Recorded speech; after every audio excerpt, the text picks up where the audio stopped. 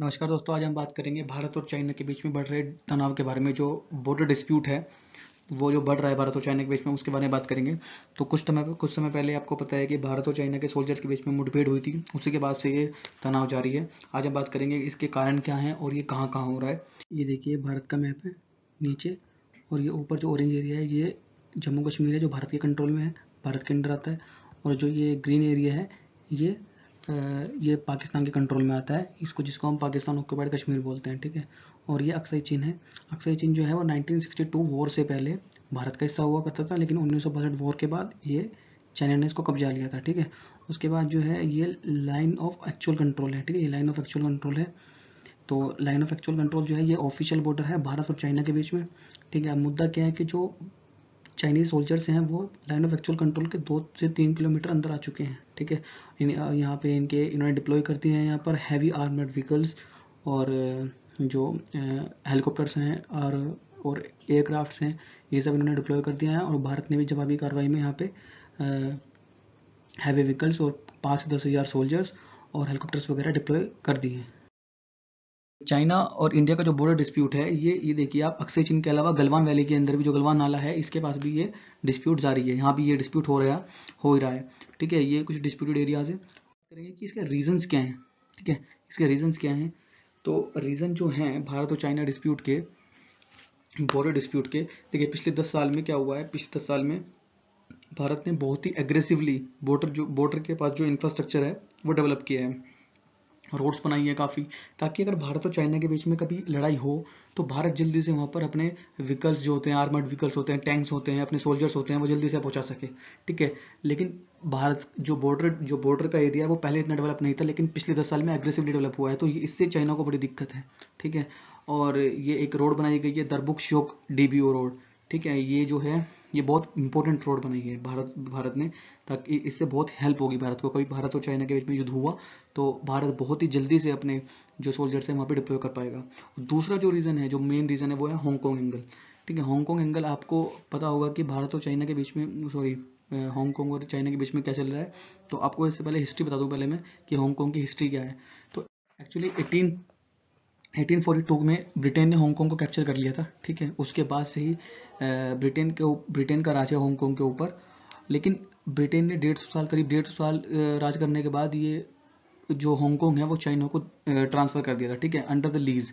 और ये लीज थी, ये 50 साल के लिए थी। 2047 तक जो है ब्रिटेन, जो हांगकॉन्ग है वो चाइना का हिस्सा है। और जो हिस्सा है ये एक कंट्री और दो रीजन के हिसाब से, एक कंट्री और दो सिस्टम के हिसाब से ये ब्रिटेन ने ऑफिशियली चाइना को हैंड ओवर किया था।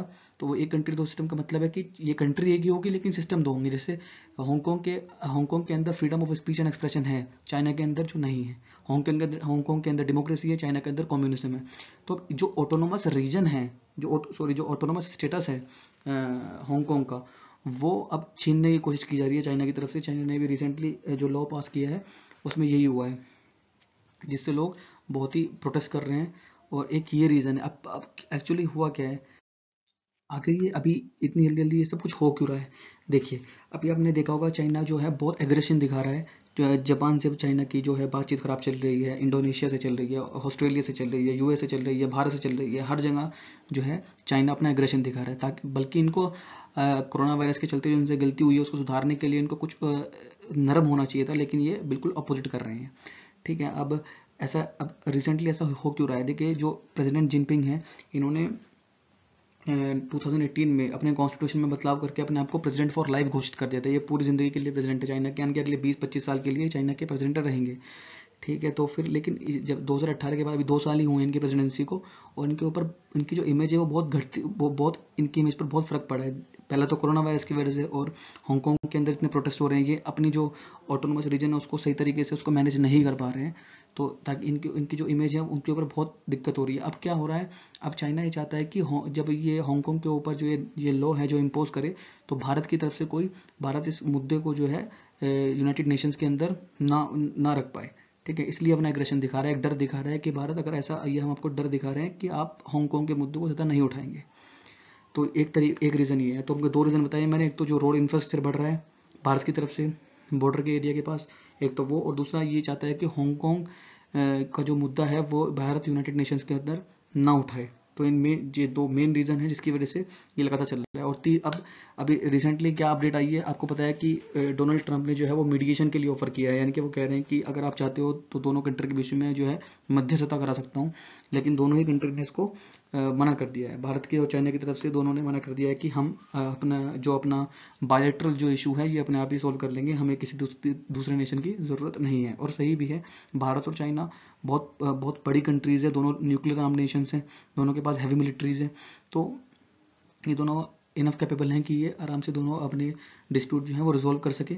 और इसलिए अब डोनाल्ड ट्रंप का जो ऑफर था मीडिएशन का वो इन दोनों कंट्रीज़ ने मना कर दिया है। तो यही अब वीडियो का अंत करते हैं। अगर आपको ये वीडियो अच्छी लगी हो तो प्लीज़ सब्सक्राइब करिए चैनल को, लाइक करिए। धन्यवाद।